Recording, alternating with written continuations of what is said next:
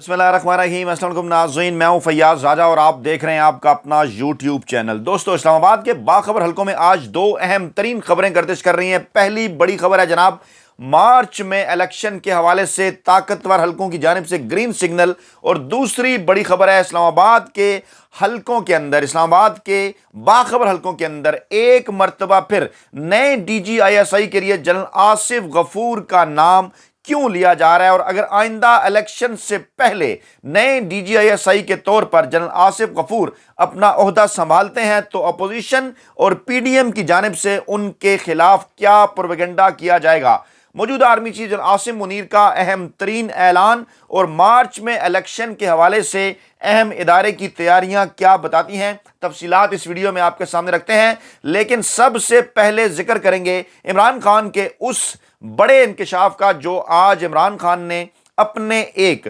तहलका खेज इंटरव्यू में किया। बड़े अरसे बाद इमरान खान ने कई राजों से पर्दा उठाया और जिसमें सबसे बड़ा और अहम तरीन राज, सबसे बड़ा और अहम तरीन इंकशाफ यह था कि साबका army chief general Qamar Javed Bajwa Imran Khan को गुज़श्ता 3 बरसों में मुख्तलिफ मौके पर धोखा देते रहे। इमरान खान ने धोखे का लफ्ज़ तो इस्तेमाल नहीं किया, लेकिन क्यों कर इस वक्त ये मीडिया के ऊपर, सोशल मीडिया के ऊपर टॉप ट्रेंड है, क्योंकि इमरान खान ने इन सारे मामलात का जो बैकग्राउंड बताया और जिस तरह से इस सारी सूरत हाल को एक्सप्लेन किया, बिलाशुबा उसका मतलब यही बनता है कि इमरान खान के साथ जनरल जो साबका आर्मी चीफ थे जनरल कमर जावेद बाजवा, उनकी जानिब से गलत बयानी की जाती रही। इमरान खान के इस तहलका खेज इंटरव्यू में एक बार फिर दिसंबर के महीने में असम्बलियां तोड़ने से पहले हुकूमत को, PDM की इंपोर्टेड हुकूमत को मार्च के महीने में इलेक्शन कराने की सूरत में मुज़ाकरात की पेशकश की गई इमरान खान की जानिब से। इमरान खान ने कहा कि मार्च तक इलेक्शन के लिए अगर हुकूमत तैयार होती है तो हम रुक जाते हैं। ऐसा कहना था उनका निजी टीवी चैनल से गुफ्तगू में। उन्होंने कहा कि अगर ये मार्च के आखिर तक, हम मार्च के आखिर तक इलेक्शन के लिए जाने के लिए तैयार हैं और अगर हुकूमत इस पर राजी होती है तो फिर हम असम्बलियां नहीं तोड़ते, रुक जाते हैं। पहले तो यह मामला समझ लीजिए कि इसी प्लेटफॉर्म पर हमने आपको असम्बलियों को तोड़ने और असम्बलियों को छोड़ने का जो इमरान खान का फार्मूला है उसकी तफसीलात आपके सामने रखी थी, जिसको पाकिस्तानी मीडिया ने, वड्डे एंकरों ने, वेले कालमनिगार और मुलाजिम सहाफ़ियों ने गलत समझा और गलत तरीके से अवाम के सामने पेश किया और यह कहना शुरू हो गया कि इमरान खान की असम्बलियां तोड़ने की सूरत में, असम्बलियां छोड़ने की सूरत में मुल्क इन असम्बलियों के जरिए ज़िमनी इंतखाबात की तरफ जाएगा। लेकिन इसी प्लेटफॉर्म पर मैं पहले भी ये बात वाज़े कर चुका कि सिंध और बलूचिस्तान की असम्बलियों में इमरान खान के चंद अरकान हैं। पाकिस्तान तहरीक इंसाफ की हुकूमत वहां पर नहीं है, ना ही उनके वहां पर स्पीकर हैं। वो वहां की असम्बलियां छोड़ेंगे, इस्तीफे देंगे तो उन खाली नशिस्तों पर ज़िमनी इंतखाबात मुनक्किद हो जाएंगे। लेकिन जहां तक मामला है पंजाब का और खैबर पख्तूनख्वा का, यहां पर सूरत हाल मुख्तलिफ है, यहां पर सिचुएशन कुछ और है। यहां पर इमरान खान और पाकिस्तान तहरीक इंसाफ की हुकूमत है और दोनों सूबाई असम्बलियों के स्पीकर साहिबान का ताल्लुक भी पाकिस्तान तहरीक इंसाफ और इमरान खान के साथ है। और अगर इन दोनों असम्बलियों को तहरील कर दिया जाता है वक्त से पहले या तोड़ दिया जाता है वक्त से पहले, तो आइन और कानून की रोशनी में यहां पर नए आम इंतखाबात कराना 3 माह के अंदर हर सूरत लाजिम होगा। अब इस मामले को भी समझ लीजिए कि अगर असम्बलियां अपनी मुद्दत पूरी करें, मुकर्ररा वक्त पर खत्म हो मुद्दत पूरी करने के बाद, तो फिर आइन और कानून के मुताबिक 60 दिनों के अंदर इलेक्शन कराना जरूरी होते हैं। लेकिन अगर वक्त से पहले इन असम्बलियों को तोड़ दिया जाए तो फिर 90 दिनों के अंदर इंतखाबात कराना आइन और कानून के तहत मजबूरी है, असूल है, कानून है। और इसी असूल और कानून के तहत अगर दिसंबर के महीने में इमरान खान ये असम्बलियां तोड़ देते हैं, तहलील कर देते हैं, तो हर सूरत पाकिस्तान के इदारों को, इलेक्शन कमीशन ऑफ पाकिस्तान को, ताकतवर हलकों को हर सूरत मार्च के महीने में, यानी कि पाकिस्तान में रमजानुल मुबारक के आगाज से पहले 21-22 मार्च से पहले हर सूरत नए आम इंतखाबात, सूबाई असम्बलियों के नए आम इंतखाबात का जिक्र कर रहा हूं, उनकी तरफ जाना होगा। और आप गौर कीजिए कि अगर इमरान खान ये इंतखाबात जीत जाते हैं, जिसके इस वक्त 90% चांसेस हैं कि इमरान खान पंजाब और खैबर पख्तूनख्वा की सूबाई असम्बलियों के इंतखाबात 2/3 से भी जायद अक्सरियत के साथ जीतने की पोजीशन में है, तो ऐसी सूरत हाल में अगर सिंध और बलूचिस्तान की असम्बलियां अपनी मुद्दत पूरी भी कर लेती हैं, कौमी असम्बली अपनी मुद्दत पूरी भी कर लेती है और अक्टूबर के महीने में जाकर अगर एक कौमी और 2 सूबाई असम्बलियों के इंतखाबात कराए जाते हैं اور ملک میں خیبر پختونخوا اور پنجاب میں پاکستان تحریک انصاف اور عمران خان کی حکومت ہوتی ہے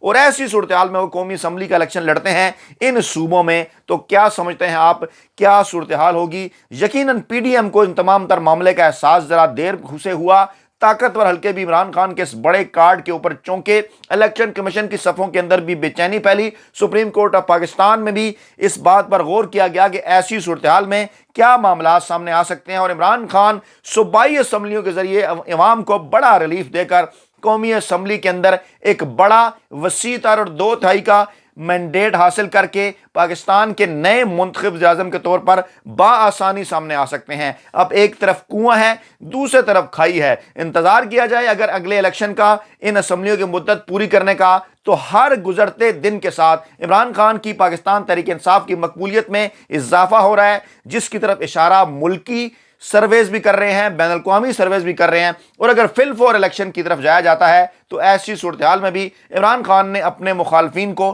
گردن سے پکڑ رکھا ہے، جس کے نتیجے میں عمران خان بآسانی دونوں صوبائی اسمبلیوں کے انتخابات جیت سکتے ہیں، اور اگر ان دونوں اسمبلیوں کے انتخابات کے پریشر میں آ کر حکومت قومی اسمبلی توڑتی ہے اور نئے انتخابات کی طرف جاتی ہے تو مارچ کے مہینے میں ہونے والے عام انتخابات میں بھی اس وقت پاکستان تحریک انصاف ٹاپ پوزیشن پر نظر آتی ہے، اور پی ڈی ایم اور ان کے ہینڈلرز اس وقت شدید ترین پریشانی اور بے چینی سے دوچار ہیں۔ آج عمران خان نے واضح طور پر اس بات کا ذکر کیا کہ پاک فوج وہ واحد ادارہ ہے جو کہ پاکستان کے مافیاز کے کنٹرول میں نہیں آتا، اور یہ جو دو خاندان ہیں، شریف خاندان اور زرداری خاندان، ان کے آنے کے بعد پاکستان بہت پیچھے چلا گیا، ان کو اقتدار میں لانے والے سب سے بڑے قصوروار ہیں۔ عمران خان نے کہا کہ اگر یہ مارچ کے مہینے میں الیکشن کا نہ مانے تو ہم اسمبلیاں تحلیل کر دیں گے، ہم مارچ سے آگے ہرگز نہیں جائیں گے، 66% پاکستان میں الیکشن ہوں گے، اگر یہ چاہتے ہیں ہم الیکشن کی تاریخ پر مذاکرات کر سکتے ہیں، لیکن بجٹ کے بعد الیکشن کا سوال ہی نہیں پیدا ہوتا۔ ان کا کہنا تھا کہ فیصلہ کرنے میں حکومت کو کیا دیر لگتی ہے، ہمارا فیصلہ ہو چکا، پرویز الہی ہمارے ساتھ کھڑے ہیں، طویل مشاورت ہو چکی، پرویز الہی نے مجھے اختیار دیا ہے کہ جب چاہوں میں اسمبلیاں تحلیل کر دوں۔ یہ لوگ کون سے دور حکومت میں ملک کو اوپر لے کر گئے، 2-3 مرتبہ اقتدار میں آئے، کیسز معاف کرائے اور ملک کو مقروض کر دیا۔ اور پھر عمران خان نے ایک اور اہم ترین معاملے کی طرف اشارہ کیا کہ مجھے پوری گیم کا پتہ چل چکا تھا۔ پھر انہوں نے اپنے اس واقعے کا ذکر کیا جس کی طرف وہ بارہا ذکر کر چکے کہ میں جب چھوٹا تھا، 4 بہنوں کا اکلوتا بھائی تھا، تو میری والدہ میری بہنوں سے یہ کہا کرتی تھی کہ میرا کیا بنے گا، میں بڑا سادہ آدمی ہوں، ہر کسی کی بات پر اعتبار کر لیتا ہوں، دنیا تو مجھے دھوکہ دیا کرے گی۔ تو میں اپنے والدہ کو کہا کرتا تھا کہ دیکھیے دنیا مجھے دھوکہ دیتی ہے، لیکن اس کے باوجود آخر میں رب کی جانب سے مجھے کامیابی ملتی ہے، تو مجھے اس بات پر کیا فرق پڑتا ہے، میں تو لوگوں پر یقین کروں گا چاہے وہ مجھے دھوکہ دیں۔ پھر عمران خان نے یہ بات کی کہ بالکل ایسا ہی میرے ساتھ اس دور حکومت میں بھی کیا گیا، مجھے پتہ چل گیا کہ نواز شریف سے کچھ لوگ بات چیت کر رہے ہیں، پوری گیم کا پتہ چل گیا۔ اور پھر جب ان سے army chief general Qamar Javed Bajwa کے متعلق سوال کیا گیا تو اس کے ریفرنس میں عمران خان نے کہا کہ مجھے دھوکہ دیا گیا، مجھے جھوٹ بولا گیا، میرے ساتھ نیب بھی ان کے کنٹرول میں تھی، میں ان کو بار بار کہہ رہا تھا کہ سیاسی عدم استحکام آ گیا تو کوئی معیشت نہیں سنبھال سکے گا۔ شوکت ترین کو ان کے پاس بھیجا، وہ 2 گھنٹے تک انہیں بریفنگ دیتے رہے۔ شوکت ترین سے کہا گیا کہ بے فکر رہیں، آپ کی حکومت برقرار رہے گی، لیکن میں انہیں یہ کہتا رہا کہ نیوٹرل سے آپ کی کیا مراد ہے، ہمارے تو اتحادیوں کو ٹیلی فون کالز جا رہی ہیں کہ آپ عمران خان کا ساتھ چھوڑ دیں، تو ایسی صورتحال میں آپ بتائیں کہ آپ کہاں کھڑے ہیں۔ لیکن مجھے یہ کہا جاتا رہا کہ نہیں جناب، ہم جو ہے وہ اس تمام تر معاملے کے اوپر نیوٹرل ہیں۔ لیکن جب عوام نے یہ دیکھا کہ عمران خان کی آئینی اور قانونی حکومت کو جس طریقے سے غیر آئینی اور غیر قانونی طریقے سے باہر نکالا گیا، 10 اپریل کو جتنی بڑی تعداد میں پاکستانی عوام نکلی، جتنی بڑی تعداد میں عوام باہر نکل کر ہمارے ساتھ آگے، تو 3 اسٹوجز کی شکلیں دیکھنے والے تھی، اور ان کے ساتھ ساتھ ان کے ہینڈلرز جو خود کو نیوٹرل کہا کرتے تھے، وہاں بھی پریشانی بڑھ گئی۔ عمران خان نے کہا کہ سب سے بڑا ظلم یہ ہوا کہ 7 ماہ تک ہم پر، پاکستانی عوام پر تشدد کیا گیا۔ 25 مئی کو جو کچھ ہوا، لگ رہا تھا کہ یہ مقبوضہ کشمیر ہے، جو بھی مجھے آ کر ملتا تھا یہ اس کے پیچھے پڑ جاتے تھے۔ پھر آگے چل کر عمران خان نے کہا کہ وہ مضبوط پاکستان دیکھنا چاہتے ہیں اور ایکسٹینشن دینا، army chief general Qamar Javed Bajwa کو ایکسٹینشن دینا ان کی بڑی غلطی تھی۔ انہوں نے کہا کہ فوج میں کسی کو کبھی ایکسٹینشن نہیں ملنی چاہیے، ان کی یہ سوچ پہلے بھی تھی، لیکن اس وقت حالات اس قسم کے بنا دیے کہ مجبوراً ایکسٹینشن دینا پڑی، اور آج بھی ان کی یہی سوچ ہے کہ ایکسٹینشن نہیں دینی چاہیے، لیکن جب ہم نئے نئے اقتدار میں آئے، مسائل بہت تھے، حالات اس قسم کے بنا دیے گئے جس کے نتیجے میں ایکسٹینشن جو ہے وہ دینا پڑی۔ اور پھر آج عمران خان نے وائس چانسلر جی سی یونیورسٹی سے بھی ملاقات کی اور شعبہ میڈیا اسٹڈیز کو ارشد شریف اسکول آف جرنلزم میں تبدیل کرنے کا اعلان کیا۔ یہاں سے آپ سمجھ سکتے ہیں کہ اس دوران شہید ہونے والے شہید صحافت ارشد شریف عمران خان کے لیے کتنا بڑا مقام رکھتے ہیں، اور عمران خان ہر روز ان کا ذکر اپنی ہر تقریر کے اندر کرتے ہیں۔ جناب دوسری جانب یہ بھی خبر ہے کہ تحریک انصاف کا صوبائی حکومتوں کی تحلیل دسمبر کے دوسرے ہفتے کے بعد کرنے کا فیصلہ کیا گیا ہے، یعنی ممکنہ طور پر ہمارے ذرائع کا یہ دعویٰ ہے کہ 14 سے 16 دسمبر کے درمیان عمران خان کی جانب سے اسمبلیاں تحلیل کرنے کا اعلان کیا جائے گا، اور اس اعلان کو عمران خان نے پی ڈی ایم کے رد عمل تک مؤخر کر دیا ہے۔ ایک اور موقع Imran Khan P D M حکومت اور ان کے نام نہاد ہینڈلرز کو دینا چاہتے ہیں، جن کی جانب سے اب یہ میسج آ رہے ہیں اور یہ کہا جا رہا ہے کہ جناب اب کسی بھی صورت نیوٹرل جو ہیں وہ کسی بھی ہونے والے سیاسی عمل، سیاسی بات چیت، الیکشن اور دیگر معاملات کا حصہ نہیں بنیں گے۔ لیکن اس حوالے سے آئندہ چند دنوں میں ہونے والے اہم ترین تعیناتیاں اور تبدیلیاں پاک فوج کے اندر بڑی ہی سگنیفیکنٹ ہوگی۔ اسلام آباد کے باخبر حلقوں میں ایک بار پھر جنرل آصف غفور کا نام نئے D G I S I کے طور پر لیا جا رہا ہے۔ اس کے پیچھے کون ہے، کیا واقعی اس کے اندر کوئی حقیقت ہے، اس کی تفصیلات آپ کے سامنے رکھتے ہیں۔ سب سے پہلے تو یہ جان لیجئے کہ گزشتہ برس بھی جب جنرل فیض حمید کو D G I S I کے عہدے سے ہٹایا گیا تو اس وقت بھی جنرل آصف غفور کا نام سامنے آیا تھا، لیکن نواز لیگ کے سوشل میڈیا سیل وڈے اینکروں، ویلے کالم نگاروں، ملازم صحافیوں اور ایک مخصوص میڈیا گروپ کی جانب سے ان کے خلاف پروپیگنڈا کیا گیا، ایک تاثر قائم کیا گیا کہ جناب وہ کیونکہ عمران خان کے حمایتی ہیں اور وہ جناب نواز شریف کے مخالف کیمپ میں ہیں، اور ان کے خلاف اس قسم کا پروپیگنڈا کر کے ایک ایسی سموک سکرین بنا دی گئی کہ ان کا نام جو ہے وہ متنازع بنا دیا گیا ہے۔ اس وقت اگر میرر کے اوپر دیکھا جائے تو جنرل آصف غفور نئے D G I S I کے لیے مضبوط ترین امیدوار سمجھے جاتے ہیں، اور ممکنہ طور پر آئندہ آنے والے چند دنوں میں وہ ان کا نام جو ہے وہ سامنے آ سکتا ہے، کیونکہ نئے آرمی چیف جب بھی پاکستان میں عہدہ سنبھالتے ہیں تو ہمیشہ سے یہ روایت رہی ہے کہ چاہے D G I S I ہوں یا پھر D G I S P R ہوں، نئے آرمی چیف اپنی ٹیم ترتیب دیا کرتے ہیں۔ لیکن وقت سے پہلے اس طرح سے جنرل آصف غفور کا ایک بار پھر نام سامنے آنا نون لیگی سوشل میڈیا سیل کی شرارت ہے۔ وڈے اینکر، ویلے کالم نگار اور ملازم صحافی اس کے پیچھے ہیں، مخصوص ملازم میڈیا گروپ بھی ان تمام تر چیزوں کو ہوا دے رہا ہے۔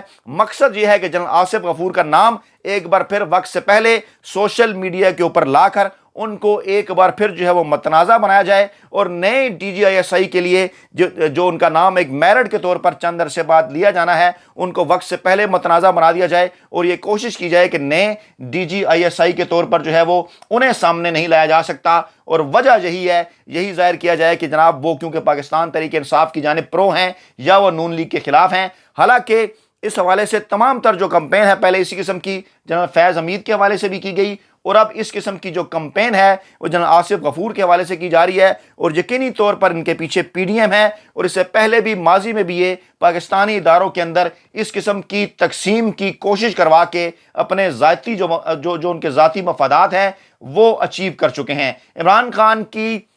جانب سے مذاکرات کی مشروط پیشکش پر جو حکومتی رد عمل ہے، اس رد عمل کے نتیجے میں حکومتی بکھلاہٹ بڑی واضح ہے، چاہے وہ رانا ثناء اللہ کا بیان ہو، چاہے وہ خواجہ سعد رفیق کا بیان ہو، یا پھر جاوید لطیف کا بیان ہو، یا شاہد خاقان عباسی کا بیان ہو۔ کہہ تو وہ یہی رہے ہیں کہ جناب ہمیں مذاکرات کی کوئی ضرورت نہیں، مذاکرات کی ضرورت عمران خان کو ہے، لیکن اندرونی طور پر ذرائع کا یہ دعویٰ ہے کہ نون لیگ کی صفوں کے اندر اس وقت بے چینی ہے، نون لیگ کے اندر اس وقت رفت ہے، اختلافات ہیں، ان کے اپنے ہی لوگ اس وقت شہباز شریف اور نواز شریف سے یہ سوال کرتے ہوئے نظر آتے ہیں کہ اگر یہی صورتحال کرنی تھی، اسحاق ڈار کے ہاتھوں معیشت کو تباہ کروانا تھا، تو پھر کیا ضرورت تھی کہ 7 ماہ پہلے اقتدار حاصل کیا گیا، 8 ماہ پہلے، اور اس وقت اگلے الیکشن میں جانے سے پہلے لوگ اگر کسی پچھلی حکومت کو یاد کریں گے تو وہ پچھلی حکومت تحریک انصاف کی نہیں ہوگی بلکہ نواز لیگ کی ہوگی۔ اگر عمران خان حکومت میں ہوتے اور ہم جو ہے وہ انتخابات کے اندر جاتے تو یقینی طور پر کافی سارا جو ملبہ ہے وہ عمران خان کے اوپر اور ان کی حکومت کی معاشی پالیسیوں کے اوپر ڈالا جا سکتا تھا،